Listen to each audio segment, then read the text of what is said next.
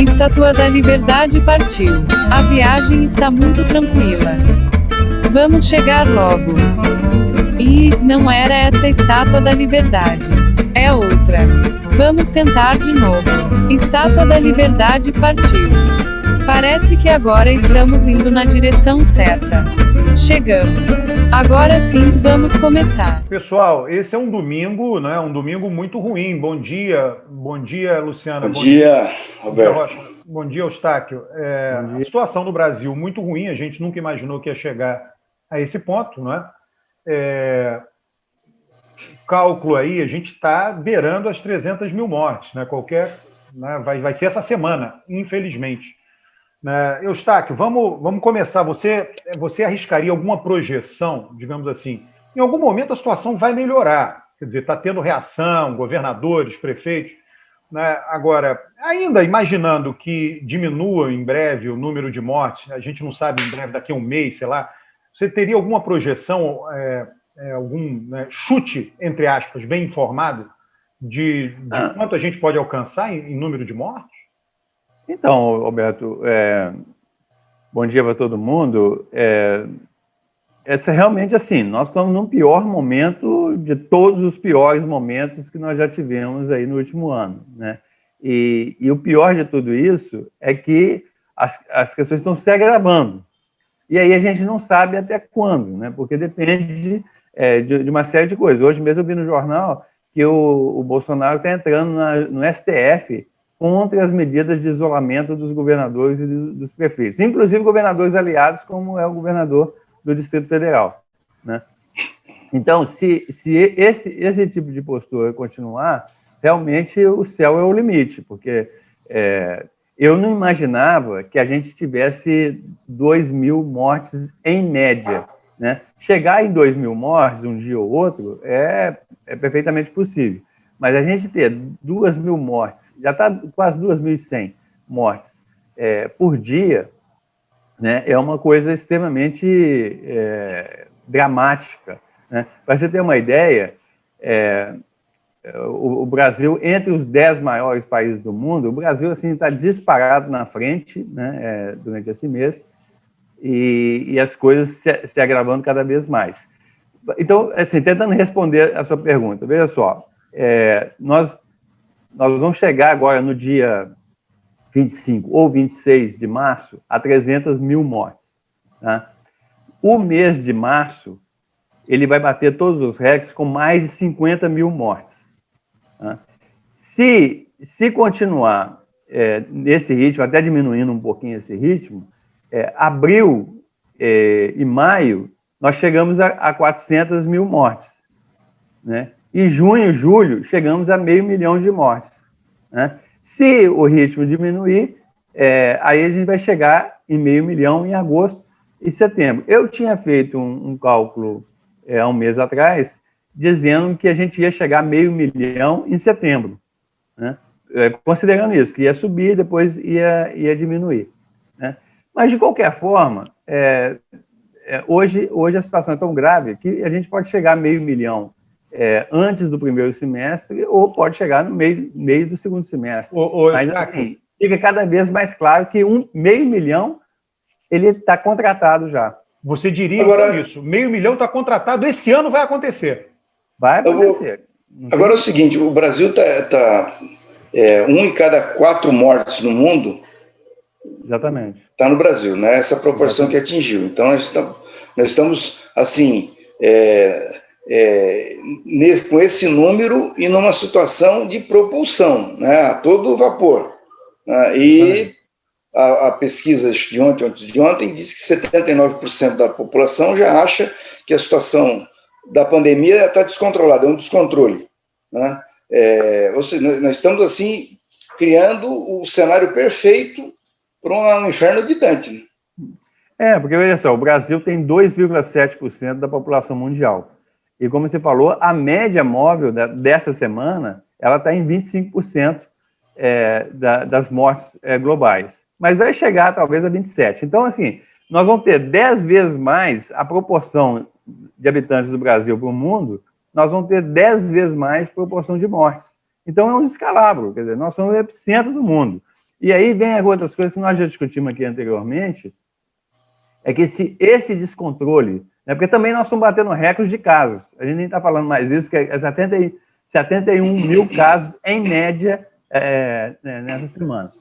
Então, assim, é uma coisa louca. Quanto mais tempo isso prolongar, o Alberto sabe isso, porque é a questão da lei da evolução, né, das espécies. Os vírus, eles vão fazer mutação, porque eles vão encontrar vários ambientes diferentes. Então, eles para sobreviver, isso é a lógica da dinâmica, né, de uma pandemia, o vírus vai tentando se adaptar à nova realidade. Então, por isso que a gente fala que o Brasil é um berçário, né, de novas cepas, né, ou então a gente chama de covidário. Covidário pode ser porque tem muitas covas, mas é também porque tem muitas covides, né? Então, essa é a realidade. Nós somos não só vivendo um drama nacional, como nós somos uma ameaça ao resto do mundo, principalmente a América Latina. Olha, esse negócio de covidário, você me recordou, começou a sair hoje, nós gravamos na sexta, imagens, né? O município da região metropolitana do Rio, de Magé, né? Uma imagem chocante, né? Chocante. Nem disse, uma senhora lá morreu, né? Não disse se era Covid ou não, mas isso é irrelevante. A própria família, dentro do cemitério, cavando a cova para enterrar a avó, a mãe. Um negócio chocante, quer dizer, o cemitério não tinha plantão de coveiros. Então, tudo isso vai aparecer agora, cada vez mais. Olha, porque é o seguinte, você, Eustáquio, está falando, você tem um relato, que é um relato que nós aqui nesse programa valorizamos, obviamente, né? Que é o relato estatístico, e tem os casos qualitativos. Olha, eu conheço alguém, né, minha esposa conhece, uma pessoa em que a mãe faleceu essa semana de Covid, num hospital particular de São Paulo. Ela faleceu às 8 horas da noite e ela só foi avisada às 1 da manhã. Ela, sem revolta nenhuma, só perguntou para o hospital, mas por que demoraram tanto para me avisar? Aí o hospital explicou, olha, a gente está numa confusão imensa aqui, a quantidade de mortes é imensa. Né? Compreensível, a pessoa entra numa confusão ali, não... Cara, imagina essas pessoas, quer dizer, o sofrimento social, né?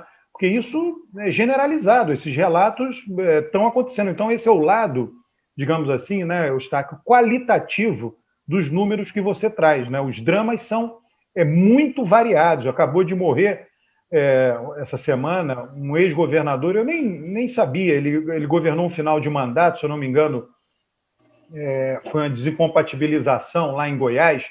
Ele governou só no último ano, na eleição de 98, ele foi governador por um ano, né? Naquela final ali. E ele morreu numa ambulância, sem ter UTI. O andar de cima no Brasil deixou de ter UTI, quer dizer, a UTI de hospitais particulares. Uma ou outra cidade ainda tem, mas a maioria não tem mais. Não tem mais. Então, significa o seguinte, os idosos, é normal que um idoso de 85 anos, do andar de cima, né?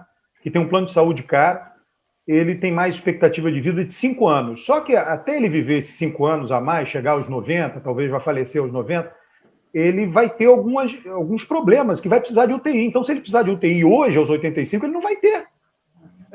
Eu vou passar para a Luciana, mas só me permite, Luciana, um minutinho só, que a gente não pode deixar de falar logo no início, é a morte do Major Olímpio, né, que é um senador da República, o senador mais votado, né? Teve quase 10 milhões de votos, se não me engano. Tinha 58 anos, então ele não era idoso. Tá? É uma pessoa que tinha, como eu falar, é atleta, é militar. Histórico, né? De atleta. Histórico de atleta. Né? E tinha todos os recursos, porque é um senador, que tem plano de saúde. Que tinha o Sírio-Libanês, Eustáquio, o Hospital Sírio-Libanês. Estava no Sírio-Libanês, etc.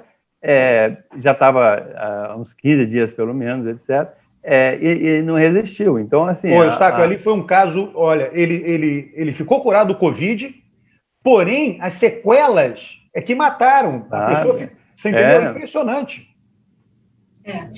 Na verdade, assim, vocês falaram várias coisas, né? E a ansiedade só vai subindo, a gente escutando, né, esse quadro todo.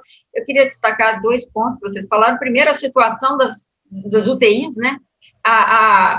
Porque nós estamos falando aí de grandes hospitais, mas se a gente olhar a realidade do Brasil, a gente tem verdadeiros desertos, né, desertos de UTI nesse país, porque até reflexo, né, um pouco de uma coisa do tempo, né? Porque houve um tempo no Brasil, e em muitos estados ainda há essa realidade, que política de saúde, né, municipal e estadual, era levar emenda para a compra de ambulância, né? Então, você tinha poucos hospitais, os hospitais centralizados nas capitais, né? Então, você tem estados aí que a concentração de hospitais na capital é muito grande aí. E ainda assim é muito pequeno, né? A gente vê alguns governadores que tentaram mudar, descentralizar o sistema de saúde nos últimos tempos, mas é uma questão histórica de muito tempo. Então, se está faltando em São Paulo vaga no UTI, imagina, então, nesses desertos que a gente tem por aí. E as questões qualitativas são deprimentes, se nós formos olhar os casos individuais, né? Quando você tem uma realidade em que talvez falte kit para você intubar, que é coisa mais triste do que a intubação, imagina a intubação sem os medicamentos necessários para aliviar o desconforto e a dor. Então, assim... Isso é terrível, isso é terrível. É uma coisa inacreditável. Quem já teve a oportunidade de ver pessoas queridas entubadas e tudo mais, sabe a tristeza que é tudo isso. E é uma sensação de que, para onde vamos? O que nós vamos fazer? Na medida em que o presidente dá sinais contrários ao que a população demanda neste momento, quando ele entra com uma ação como o Eustáquio contou, que está nos jornais hoje, no STF. Então, assim, qual é a solução a curto prazo para a população brasileira diante desse cenário? Aí eu passo uma pergunta para vocês, as vacinas que estão saindo, produzindo do Butantan e que a Fiocruz agora começa, quanto elas seriam capazes de aliviar essa sensação, essas mortes? Tem alguma estimativa em relação a isso? Deixa eu, antes de você, Eustáquio, eu quero comentar uma menção aí que o Rocha fez da pesquisa Datafolha. Tá? A pesquisa Datafolha diz, sim, que 80% eu arredondo quando é assim, acha que está fora de controle. Porém, Rocha, você tem que lembrar o seguinte, você tem 30% consistentemente dizendo que o que podia ser feito está sendo feito, que é necessário deixar as coisas abertas. É impressionante isso. E aí, Luciana, eu quero só dizer assim, 30% é muita coisa. É 1/3 dos brasileiros estão vendo todo esse noticiário e mesmo assim está dizendo, não, tá tudo ok. Tem que manter do jeito que está. É inacreditável. Né? Eu dou destaque para isso, Roberto, pelo seguinte, porque com 30% ele não ganha eleição. Certo? É isso que ele está de olho nisso e nós também temos, infelizmente, no meio da pandemia, ter que ficar de olho nisso. Né? Porque ele não para de fazer campanha, ele está no palanque o tempo inteiro. Tudo o que ele faz é voltado para a campanha da reeleição dele. Tudo, absolutamente tudo. Nada é voltado para beneficiar a população, preocupado com pandemia, nada disso. Ele quer se reeleger. Então é o seguinte, essa ação no STF é um gesto escandaloso, um gesto eleitoral, um ato eleitoral escandaloso. Porque ele sabe que vai perder. Ele sabe que vai perder. O STF já disse que como é que as coisas funcionam. Os governadores têm competência, os prefeitos têm competência, o presidente tem competência. E ele vai pedir para o STF para proibir que os governadores e os prefeitos façam algo que o STF já disse que eles podem fazer. Então, o que é isso? Isso é o seguinte, ele está dizendo, ele está querendo reavivar, reaquecer o discurso dele de que o culpado é o STF que não me deixa trabalhar. É isso. Exatamente. Bom, vamos voltar a Luciana levantou para você, Eustáquio, a questão da vacina. Tem tanta coisa que a gente fica até embolado aqui para dizer sobre todas essas coisas, né? Veja só, Luciana, eu sou um defensor total da vacina, etc., mas eu costumo escrever nos meus artigos aí semanais que a vacina não é uma bala de prata, né? Então, assim, tem muita gente, inclusive, que acha assim, bem a vacina aí eu posso fazer o que for, eu vou para a festa, etc., porque tem a vacina aí. E não é assim, né? Primeiro, que a gente não sabe quanto tempo a vacina vai imunizar, né? Porque ela fica um certo tempo, depois você perde essa imunização. Outra coisa são as novas cepas. Você não sabe se a cada nova cepa a vacina vai ajudar, né? E segundo, que você demora a conseguir a tal da imunidade de rebanho, né? Então, só dar alguns dados para você. Israel, que já vacinou 100% na primeira dose, tá? Ele diminuiu muito o número de casos e o número de mortes, mas não zerou. Não zerou, ainda está tendo um número bastante razoável, mesmo já vacinando 100% da primeira dose e 2/3 da segunda dose. O Chile é o caso mais grave, porque o Chile já vacinou 40%, passou, inclusive, os Estados Unidos, e está tendo um pico de casos e de mortes. Eles estão fazendo um lockdown lá agora, na metade do país. 9 milhões de pessoas estão em lockdown total, com 40% da vacina aplicada no Chile. Para não dizer que eu não falei de Flores, eu vou dizer o caso que eu acho mais interessante, que é de Gibraltar. Gibraltar saiu essa semana na mídia forte, Eustáquio. Então, eu estou falando de Gibraltar já tem uns... Já tem tempo. Gibraltar, todo mundo, 35 mil habitantes só, na entrada do mar Mediterrâneo, é um território britânico, não é um país independente, mas que tinha a maior taxa de mortalidade do mundo. É mais de 200 mortes por 100 mil habitantes. A maior do mundo é Gibraltar. Aí eles fizeram um lockdown de 11 semanas no início do ano, junto com o Reino Unido, né? O Reino Unido também fez um lockdown e vacinaram 100%. Lá já vacinou 100%. Não teve morte agora em março. Está tendo 2, 3 casos. São fracos, média, né? São casos fracos, né? Dois casos na média no mês de março e zero mortes. Então, quer dizer, é um lugar pequeno, tal, que serve como laboratório, que mostra que a vacina, junto com medidas de prevenção, ela resolve. Mas a vacina sozinha, ela não resolve. Esse exemplo do Chile é muito eloquente, hein, que você traz aí. Demais. 40%. Aliás, é o seguinte, desde o começo da pandemia, nós estamos tendo prova em campo de que o isolamento, o lockdown, quando ele é bem feito, bem organizado, ele funciona, né?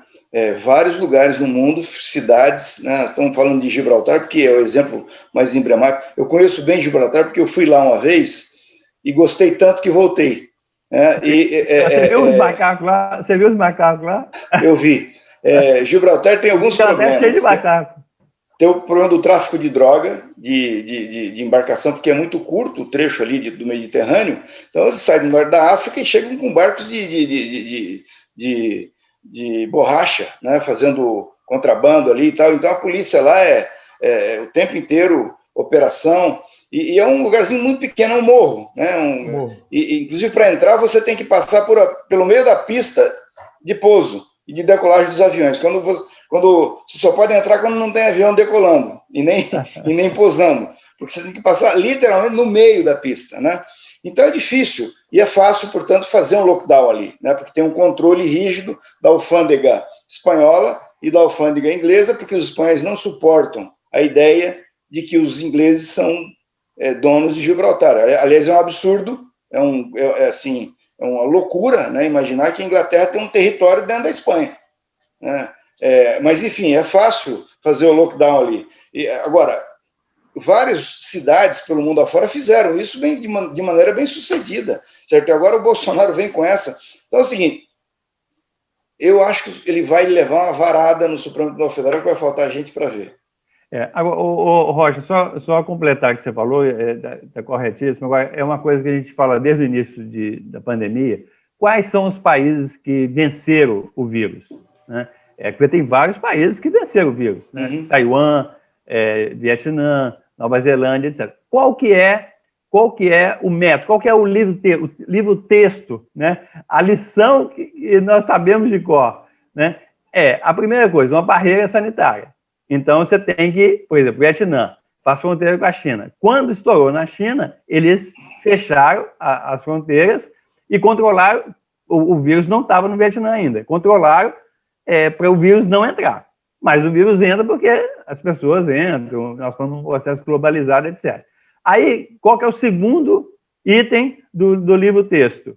Você tem que testar para descobrir quem está doente. Qual que é o terceiro? Você tem que rastrear todo mundo que entrou em contato com aquela pessoa que está... Qual que é o quarto?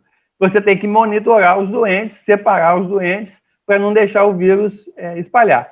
Quem fez isso teve sucesso. E são muitos países, Camboja, Butão, uma enormidade de países conseguiram fazer isso, conseguiram vencer o vírus.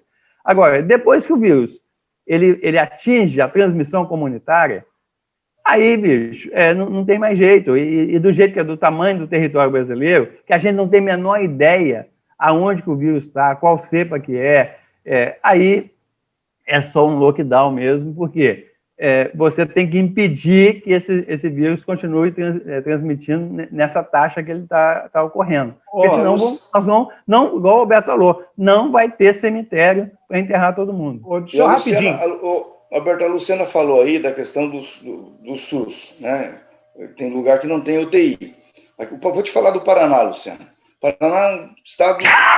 Nós não temos do que reclamar. O sistema público de saúde aqui é excepcional. Excepcional o sistema público de saúde do Paraná. Ele é hierarquizado, descentralizado. Você aqui tem os hospitais regionais. Cada cidade que é polo de uma região tem um hospital grande do SUS. Se não tem, tem um credenciado, que é a Santa Casa, não sei o que, mas tem um hospital lá com UTIs, e o sistema, nessas regiões, em micro-regiões, ele é organizado para fazer esse trabalho que o Eustáquio fala aí, selecionar, triar, né? O paciente com problema X vai para tal lugar, com problema Y vai para tal lugar, o outro fica na UPA, enfim, o sistema funciona, né?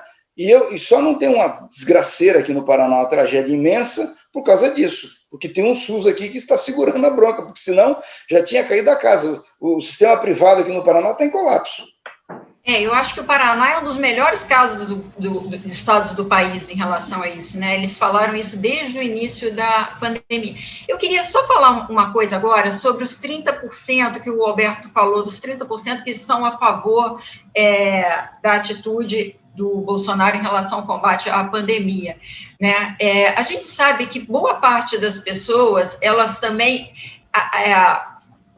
adotam, defendem as políticas porque adotam e defendem o presidente, né? Então, eu gosto dele e, portanto, eu vou defender o que ele está falando.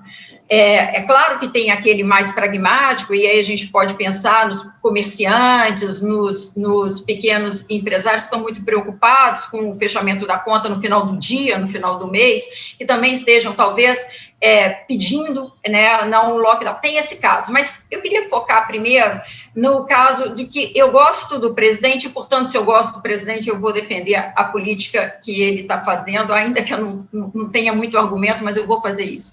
É preciso chamar atenção para uma ameaça, porque boa parte desse segmento é um segmento que está vinculado com a questão religiosa, né? A gente percebe aí nas pesquisas de opinião, onde entre os evangélicos é uma fortaleza dele, né?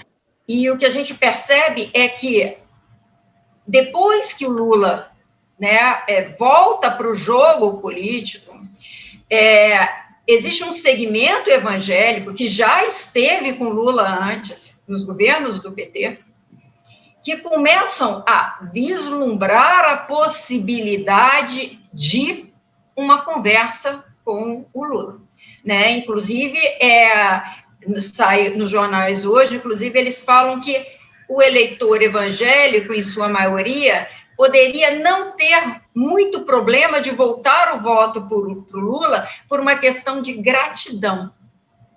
Ou seja, o que a gente percebe é que pode ser que esse seja um segmento, e aí, claro que a bancada evangélica sabe disso, e aí vai negociar, né? Vai negociar, como sempre negociou, acabou de conseguir algumas vantagens no orçamento, vai tentar colocar na agenda da reforma fiscal, ou seja, você tem vários, ela vai começar a tentar desfrutar desse apoio que agora está dando ao presidente. Se não for atendida, ele pode diminuir esse percentual. Olha só, deixa eu só fazer um comentário, Luciana, Eustáquio, Rocha, enfim, eu até vou mandar para vocês esse paper, a referência, vocês acham, está aberto ele, tem PDF, 3 cientistas políticos, tá, um brasileiro, José Antônio Cheiboub, né? Aí tem um da Universidade de Hong Kong, e o terceiro é um famoso cientista político renomado, Adam Zervosky, né?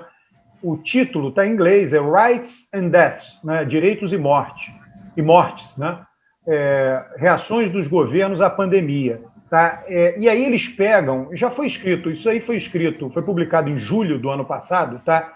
E eles pegaram 4 medidas, né, em caráter crescente, praticamente, de gravidade, 4 medidas, né? Fechar escolas, impedir encontros públicos, aglomerações, fazer um lockdown obrigatório e fechar trabalho, tá?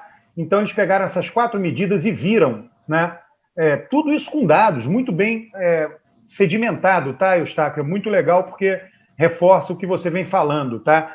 E viram em inúmeros países do mundo quando essas medidas foram tomadas. Pegaram o primeiro caso, isso é fácil, né? Conseguiram um recurso, levantaram os dados. Qual foi o primeiro caso em cada país e quando começou? Fechamento de escola, fim da aglomeração, lockdown. E aí viram o seguinte: no Ocidente foi muito mais lento que no Oriente. Tá? Todos os países orientais foram muito mais rápidos. A única coisa que coincide é fechamento de escola. Mesmo assim, o Ocidente é um pouco atrasado.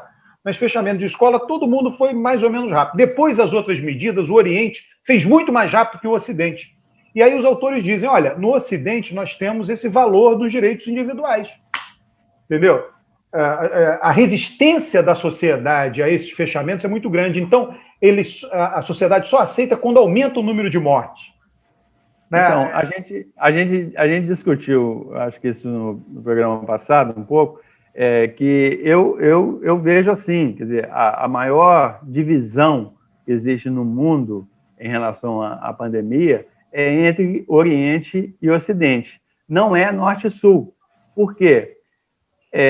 Os países do Norte, os países ricos, foram os mais atingidos. Não foram os países do Norte foram mais atingidos. Os países do Sul foram menos atingidos.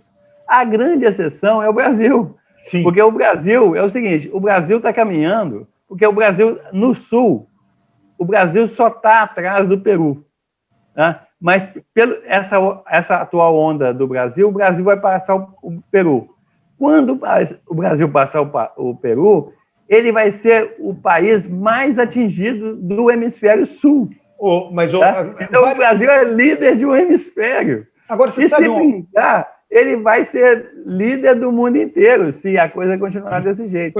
Mas, assim, basta passar o Peru, que nós somos líder do hemisfério sul. Não sei se você está acompanhando de perto o caso da Argentina. Eu não acompanho de perto como você. Diminuiu muito. Não, mas a Argentina é um caso interessante, que ela começou agindo de uma maneira muito concertada, tudo certinho, e depois desandou. Entendeu? Porque então, eu fiz uma entrevista com um colega meu lá da Argentina, que é demógrafo. Eles cometeram alguns erros assim, que são elementares, mas infelizmente cometeram. Por exemplo, quando eles fizeram um lockdown muito mais rápido e muito mais forte que o do Brasil, e fizeram um auxílio emergencial muito mais rápido e mais forte que o Brasil. Só que as pessoas encheram a fila do banco para ir atrás do auxílio emergencial. Né? Olha a diferença. Na Austrália, eu entrevistei uma colega minha da Austrália também, é o seguinte, na Austrália, durante a pandemia, eles eliminaram o dinheiro em papel moeda. Era tudo transação eletrônica. Teve auxílio emergencial na Austrália, mas ia direto para a conta da pessoa. Não teve aglomeração, não teve nada. E até a questão de pegar, porque o vírus pode estar ali na moeda. Você vai passando o papel moeda, ele circula. Então, o que a Austrália fez? Todas as transações eram eletrônicas. Né? Aí, o que a Argentina fez? Uma grande aglomeração para cada mês que ia procurar o auxílio emergencial. Então, a coisa explodiu depois. Né? Perdeu o controle. Entendeu? Então, assim, são, às vezes, questões simples que não são feitas e que você perde o controle. Agora, a Argentina já passou o Brasil, num determinado momento, em mortes por milhão. Agora, o Brasil passou novamente a Argentina. Então, o Brasil está bem à frente da Argentina em dramaticidade, vamos dizer assim. Não, mas eu acho interessante, Eustáquio, porque a Argentina, eu acho bem interessante o caso da Argentina, que é como se a sociedade resistisse, né? Essa sociedade latino-americana resiste, né? México, Brasil, Argentina, são países grandes, federações, né? E a sociedade está lá, ela quer, sei lá, ela não está nem aí, né, para lei, não está nem aí para lockdown. A Argentina começou muito bem coordenada, de repente desandou estupidamente. É como se diz, o governo não resiste à pressão da sociedade. Eu tenho essa visão. Roberto, eu falei para um jornalista essa semana, um velho ditado, né, que a gente ouve desde menino, que é o seguinte: em casa que falta pão, todo mundo briga e ninguém tem razão. Né? Então é o seguinte, eu acho o seguinte, depois que você perdeu o controle, etc., realmente fazer assim, vamos falar claramente aqui, fazer um lockdown nacional é um custo enorme para todo mundo. Né? Você pensa bem, um pequeno... Eu tenho um irmão que tem 50 anos, que ele é artesão naquela feira era da Praça da Liberdade, agora é da Avenida Afonso Pena, lá em Belo Horizonte. 50 anos, ele criou os filhos, tudo. Ele produz, ele tem um carro muito bom, ele tem casa boa, ele tem um sítio, tudo com dinheiro de todo domingo. Agora, ele tem 50 anos que ele não tem domingo. Tá? Ele vai todo domingo, quer dizer, durante a semana ele trabalha, ele, a mulher, os filhos, no domingo ele vende. Então ele vive disso, ele não tem nenhuma renda a mais, ele vive de uma feira há 50 anos. E a feira está fechada. Está fechada. Ficou 3 meses fechado, voltou, fechou de novo. Ué, você acha que ele vai ficar satisfeito com um negócio desse? Ninguém fica. Então, assim, depois que você perde o controle, aí a guerra é total. Porque cada um quer sobreviver e tal, e aí entra essa divergência tão grande. Eu fico impressionado, eu não sei a visão de vocês. Por exemplo, eu agora, por razões familiares, estou no Rio de Janeiro, né? Eu me revezo um pouco, minha irmã mora no Rio, mas ela pede, olha, vem passar um tempo aqui para, né, ajudar aqui no cuidado com nossos pais, e eu estou aqui. Né? Aí eu vejo o Rio de Janeiro funcionando. Eu saí de São Paulo, sei lá, há uma semana, menos de uma semana, e queria cortar o cabelo, não tinha nada, nenhuma barbearia aberta em São Paulo. No Rio de Janeiro estão todos abertos. Fui lá e cortei o cabelo. Entendeu? É outro mundo. O Rio de Janeiro é outro mundo.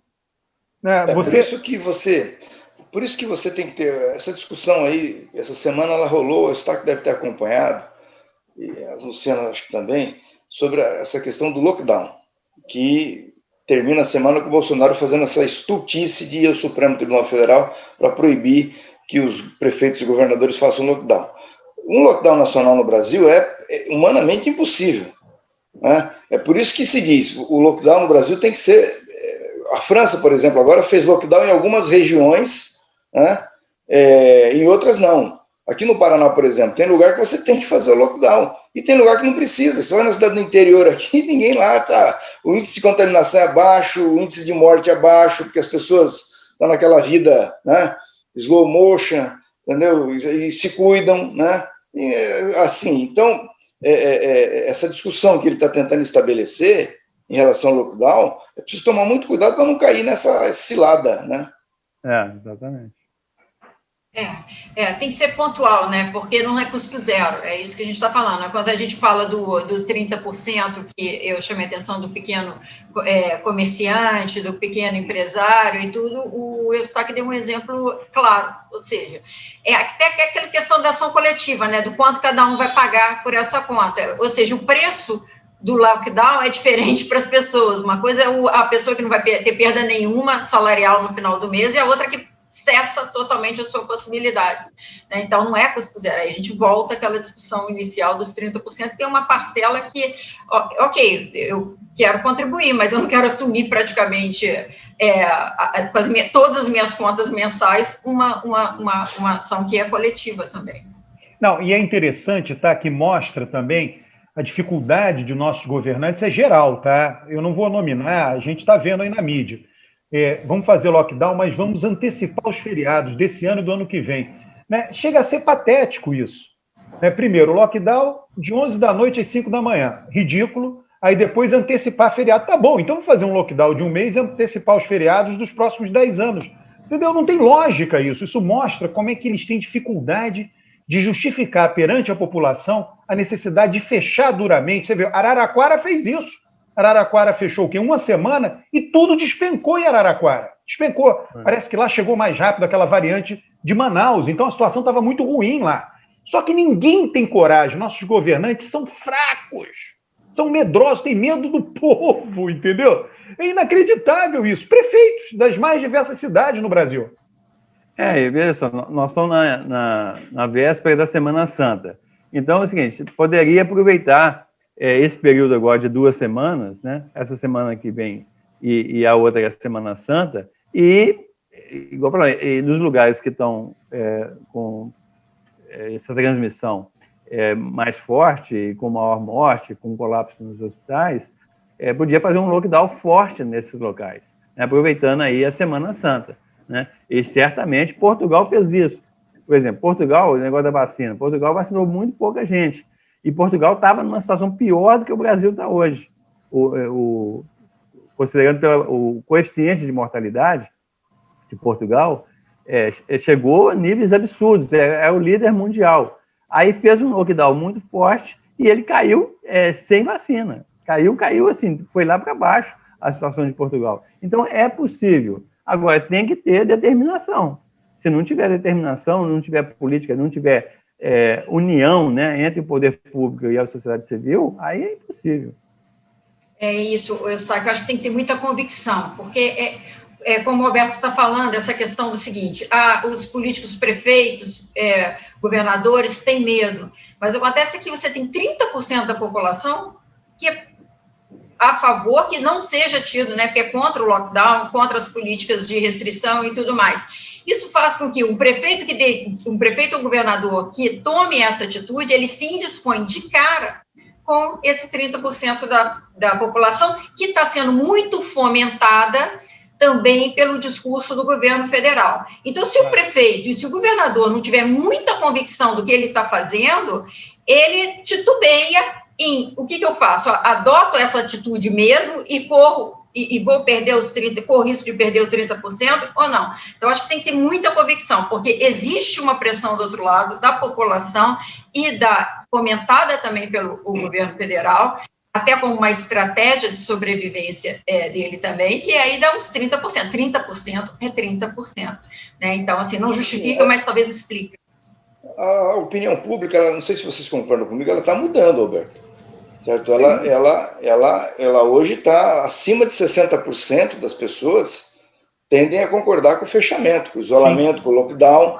Né? Você tem grupos isolados, né? Mais localizados em comerciante que não quer ter prejuízo, e acho que ele tem razão, certo? Porque o prefeito, o governador do estado deveria tomar providência fez lockdown numa cidade, né? Ver o que ele pode fazer para ajudar esse pessoal, né? Não deixar eles à própria sorte. E alguns prefeitos têm feito isso, alguns governadores têm feito isso. É preciso que também tenha essa sensibilidade. Agora, a opinião pública ela se alterou substancialmente. Eu lembro que no começo da pandemia, começou a subir o número de mortes, 200, 400, 500, 700, 800. Quando chegou em 800, eu falei, bom, na hora que passar de 1.000, o Bolsonaro cai. Aí passou de 1.000, o Bolsonaro não caiu, né? Ao contrário. Tá? E aquela coisa foi indo, e a coisa foi subindo, 1.500, o Bolsonaro não caiu. E passa um ano, mas a cena hoje, não sei se você concorda, Alberto, a cena hoje, março de 2021, é diferente da cena de março de 2021, 2020, né? E a cena, na minha percepção, a de abril, vai ser bem diferente da de abril do ano passado. A situação está ficando ruim para o Bolsonaro. As pessoas, você falou um negócio aí, Luciano, que a pessoa quer apoiar o presidente, certo ou errado. Cada vez mais vai aumentar o número de pessoas que querem apoiar o presidente, mas vão deixar de apoiar as medidas erradas que ele está propondo. Não, tudo bem, eu vou apoiar o presidente, mas isso aí não dá. Certo? Nós vamos ter evoluindo para esse cenário. Eu vou colocar outro elemento aqui, porque reforçando isso que o Rocha falou, que é a questão econômica e a campanha que tem do Bolsonaro. né? Boa, boa. Tá ganhando muito destaque. Por quê? Quer dizer, qual que foi o outro marco dessa semana que passou? O Banco Central, depois de 3 anos, 4 anos, não me lembro, ele aumentou a taxa de juros. Isso é uma reversão.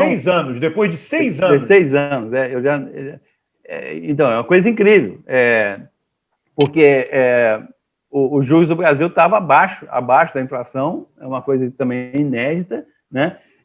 E o que aconteceu? A inflação começou a subir, e aí o Banco Central reagiu essa semana.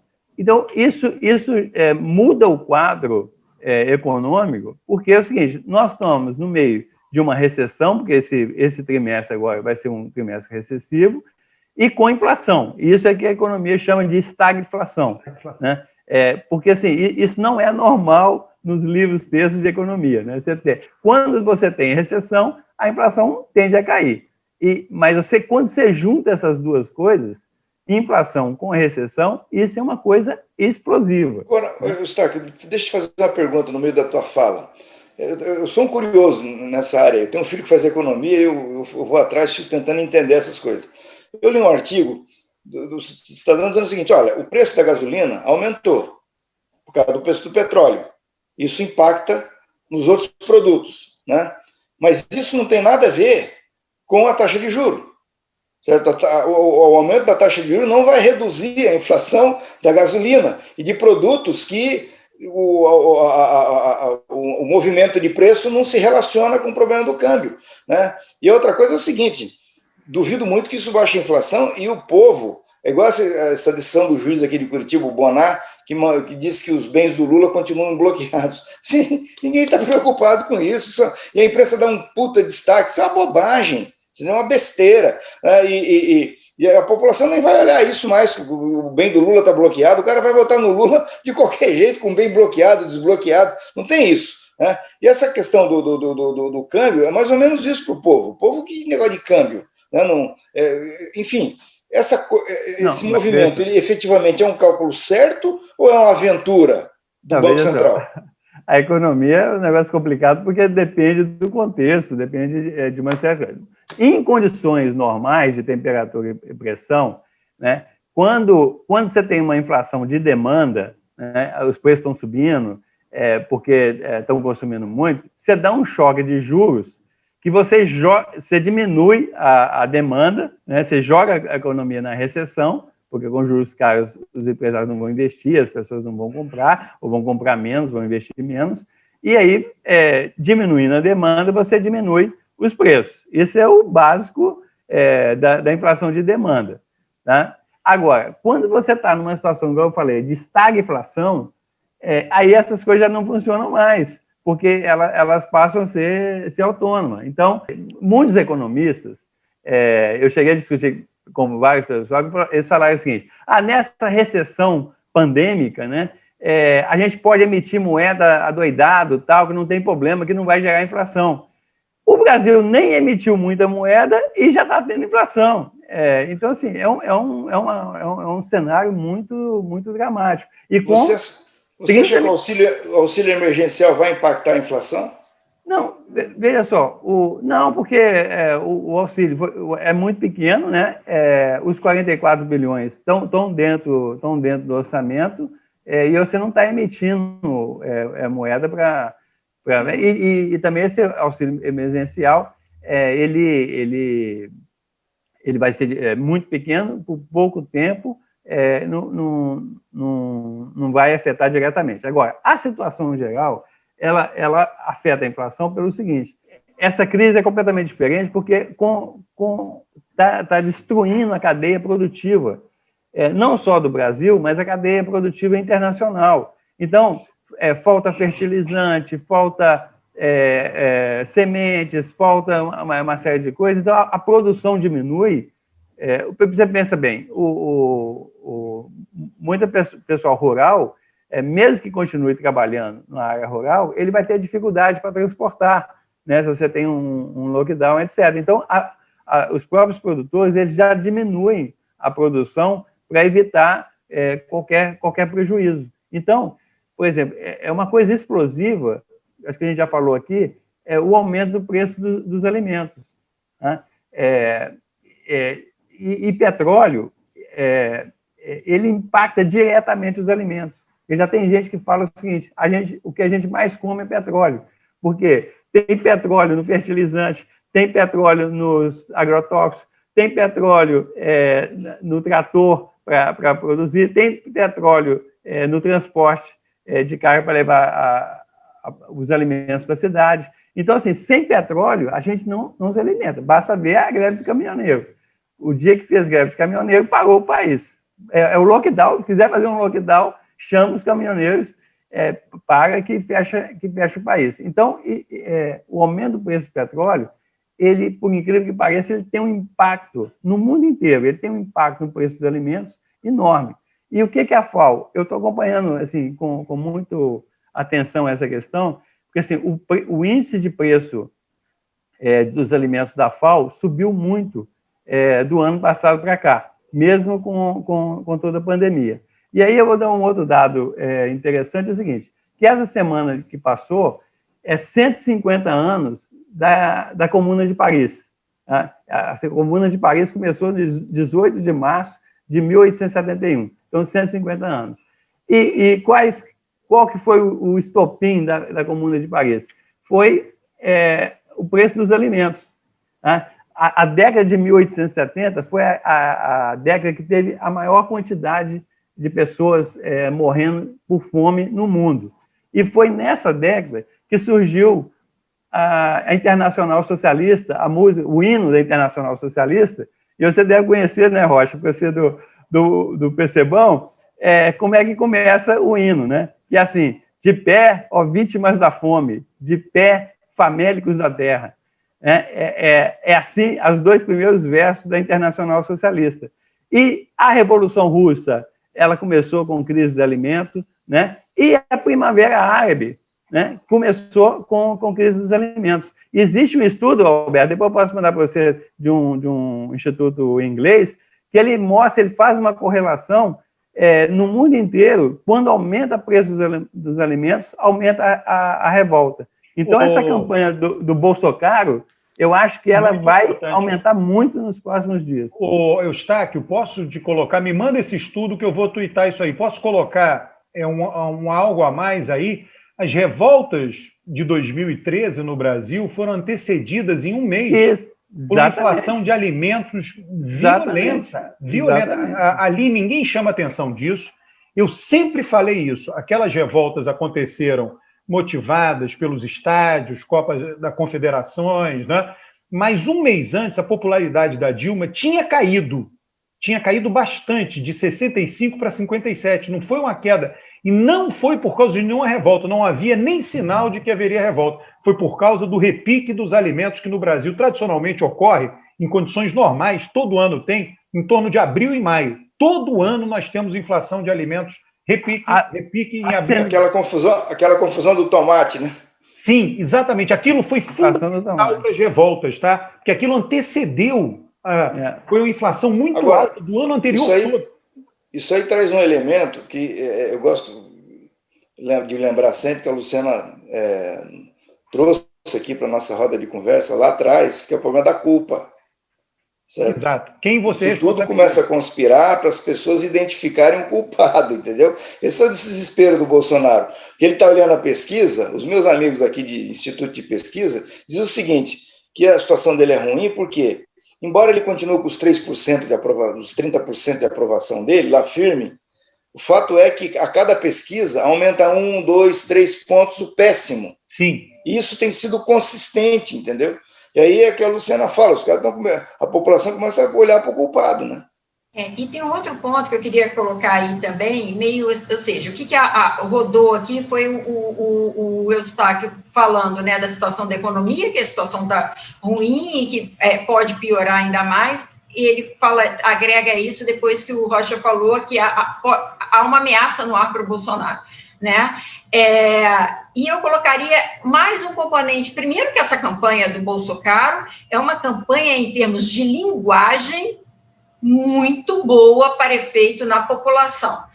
De fato, uma ameaça para o presidente, porque ela tem uma linguagem de varejão. né? E ela é muito a dinâmica, a lógica, a capacidade de assimilar e de julgar facilita demais para o eleitor médio, né? Ou seja, é muito adaptada, muito bem feita nesse aspecto. Mas eu queria chamar a atenção para uma outra coisa, colocar mais um componente aí, que é a questão afetiva, né, que eu comecei a falar com a questão da gratidão, que a igreja colocou com a questão da gratidão, do voto da gratidão, e que a gente pode pensar isso. Por quê? Que na verdade, você tem o avanço da pandemia e o número de mortes, o número de contágio, né, o colapso do sistema, tudo isso gera números muito bem claros, que aumenta a informação, aumenta a evidência, uma hora a ficha cai, mas paralelo a esse conhecimento objetivo, você tem um acúmulo de experiências e de afetividades. E essas experiências e atividades são acionadas e elas tornam esses números ainda mais importantes, porque elas acionam experiências passadas. E aí você tem uma roda de afetividades nesse processo de avaliação. Então, sentimentos negativos, como a rejeição, elas estão, na verdade, espelhando esse processo de aumento de informação, com aumento de experiências tristes e assimilações de lembranças. E neste ponto, eu acho que talvez a volta do ex-presidente Lula com o discurso que ele fez, ele de fato é uma ameaça para o presidente Bolsonaro, porque de fato não é só ter um adversário à altura, em termos de conteúdo, de porcentagem eleitoral, né? Mas também de ter um candidato que tem como fortaleza, ainda a despeito das denúncias, dos desgastes, das denúncias que vieram com a Lava Jato e tudo mais, ele tem uma capacidade de resgatar uma afetividade passada e uma lembrança de prosperidade passada, que isso não é pouca coisa. Então, isso também pode jogar ainda mais contra o presidente Bolsonaro. Pessoal, a gente está caminhando aí para o final aí do nosso tempo aí. Vocês gostariam? Olha, eu só queria... eu vou falar só essa fala e depois passo para vocês. Essa coisa do Major Olímpio foi muito grave, né? Eu conheço muita gente no Senado, o clima no Senado está muito ruim, um clima muito pesado. Por quê? Né? Os senadores não concordam com o que está acontecendo, discordam de Bolsonaro, e de repente, quer dizer, vai passando o tempo, já morreram 3 senadores de Covid, 3 senadores, né, dá 3,7% do Senado, 4% do Senado Federal. E agora, os outros senadores que tinham falecido por conta do Covid, todos eram octogenários, então você teria uma explicação, estavam muito velhinhos, com morbidades, agora não, é alguém, né, como o Bolsonaro disse lá atrás, com histórico de atleta, alguém que se cuidava, 58 anos de idade, né, alguém muito atuante, né, conversador com os pares. Então, os senadores olham aquilo ali, dizem, eu discordo de tudo que o Bolsonaro está fazendo, e olha, morreu um cara do nosso lado, um cara que em condições normais jamais morreria. Né? Então, tudo isso vai se somando. Né? Eu só queria chamar a atenção um pouco dessa do Major Olímpio. Passo a palavra para vocês encerrarem aí e a gente dá um até logo aí para o pessoal que nos segue. Eu quero falar sobre essa confusão que se criou em torno dos recursos da decisão do Fachin e da definição na segunda turma do processo da suspeição. As pessoas têm feito um pouco de confusão. Assim, essa semana ficou claro que o Supremo vai julgar primeiro a decisão do Fachin, o recurso da incompetência, ou no plenário ou na turma, mas ele vai julgar primeiro, provavelmente no plenário. Vai julgar primeiro por quê? Porque há uma possibilidade do plenário confirmar a decisão do Fachin, tá? E confirmar integralmente, dizendo que o HC da suspeição perdeu objeto. Certo? Se o plenário fizer isso, né, e confirmar o que está escrito na decisão do Fachin, nós não teremos mais julgamento na turma do HC da suspeição. Morre. Né? Então, nós só vamos ter o julgamento da suspeição na turma se o plenário não confirmar a decisão do Fachin no ponto em que ele declara a perda do objeto do HC da suspeição. Então é importante entender isso, né? E as pessoas ficam... Ou seja, o HC da suspeição acabou virando um acessório, né? O principal é o HC da incompetência, é isso que vai acontecer. Eu vou retomar isso que o Alberto falou e passar para a Luciana, para repetir uma coisa que eu não quero que aconteça de jeito nenhum, mas que eu estou cada vez mais preocupado, quer dizer, e esse caso aí do Major Olímpio, ele confirma isso, que a pandemia está ameaçando a democracia, né? Quer dizer, inclusive está ameaçando as eleições de 2022, tá? Porque se essa coisa continuar com terceira onda, quarta onda, etc., e com tanto político morrendo, já morreram muitos vereadores, prefeitos, deputados, e agora a questão do Major Olímpio é um ponto que chama mais atenção, mas é uma coisa geral.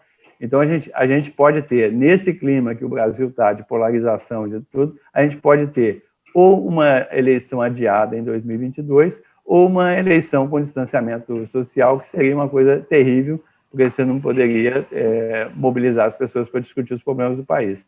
Então, eu não quero que aconteça de jeito nenhum, quero que resolva rápido, mas cada dia eu estou mais preocupado com as eleições de 2022.